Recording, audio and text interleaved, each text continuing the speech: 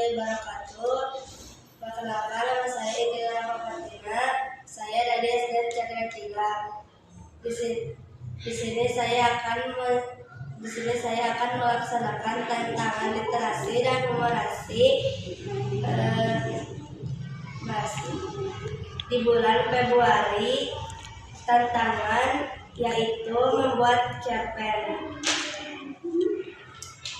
Beruang dan lebah. Beruang marah menghancurkan sarang lebah karena sengatan. Namun hal itu justru membuat seluruh kawanan lebah menyerangnya. Mawar yang sombong dan kaktus. Di sebuah taman bunga, mawar tumbuhan indah namun sombong.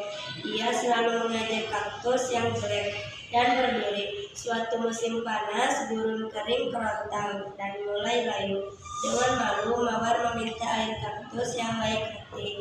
Tidak keberatan berbagi, mawar pun menyesal.